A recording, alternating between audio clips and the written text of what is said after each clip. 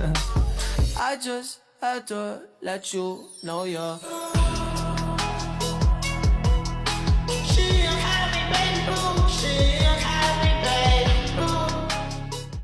Halo teman-teman, selamat datang di podcast kita hari ini. Kita akan membahas topik yang cukup penting dan sering kita temui dalam kehidupan kita sehari-hari, yaitu pembagian kerja berdasarkan gender dan kaitannya dengan ketidakadilan gender. Bersama saya dan sudah ada narasumber kita, Rambu Istin. Hai Istin. Halo juga Indah. Halo teman-teman semuanya. Senang sekali bisa hadir di sini dan berdiskusi mengenai topik yang sangat relevan ini. Terima kasih sudah bergabung Rambu Istin.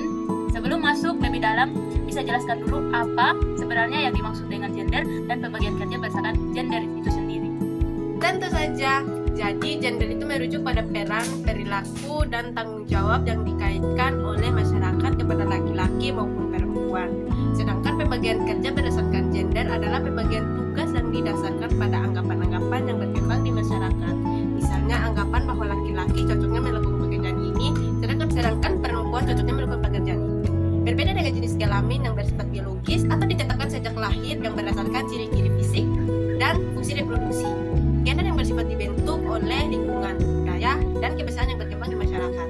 Artinya, peran dan sifat yang dianggap cocok untuk laki-laki atau perempuan bisa berbeda-beda di setiap tempat dan zaman, serta dapat berubah sering perkembangan. Wah, penjelasan yang sangat jelas ya. Lalu, bagaimana contoh nyata dari pembagian kerja seperti ini dalam kehidupan sehari-hari, Istin?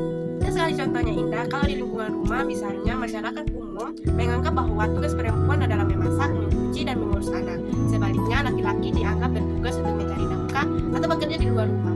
Kalau di tempat kerja pun berbeda, perempuan seringkali ditetapkan di posisi-posisi administrasi, sedangkan laki-laki sering dipercaya untuk menjadi pemimpin atau diberi pekerjaan yang bersifat fisik.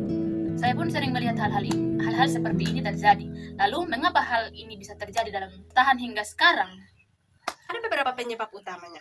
Pertama, karena budaya dan tradisi yang diwariskan secara turun-temurun dan stereotip atau anggapan umum yang tidak selalu benar. Misalnya anggapan bahwa perempuan itu lemah dan tidak mampu bekerja keras, sedangkan laki-laki itu kuat dan pantas memegang kendali. Ketiga, masih kurangnya pendidikan dan pemahaman mengenai kesetaraan gender di lingkungan masyarakat.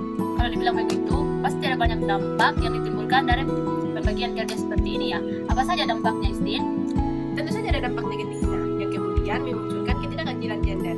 Dampak yang paling jelas adalah terjadinya diskriminasi, di mana perempuan atau laki-laki tidak mendapatkan kesempatan yang sama untuk berkembang dan mengembangkan potensinya. Selain itu, perempuan juga seringkali menanggung beban ganda. Mereka harus bekerja di luar rumah sekaligus tetap mengurus seluruh pekerjaan rumah tangga.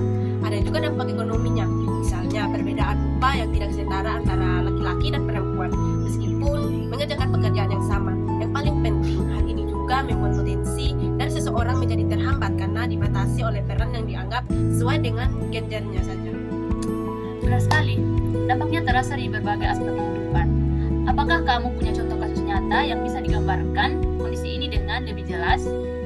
Banyak sekali kasus yang sering kita jumpai. Misalnya, ada seorang ibu yang bekerja di kantor, namun sepulang kerja ia tetap mengurus semua pekerjaan rumah tangganya tanpa bantuan yang berarti.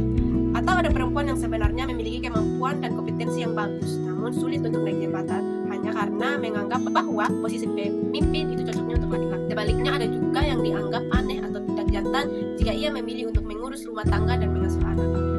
Kasus-kasus yang sering kita temui ya. Nah, kalau begitu, apa solusi yang bisa kita lakukan untuk mengatasi ketidakadilan akibat pembagian kerja berdasarkan gender?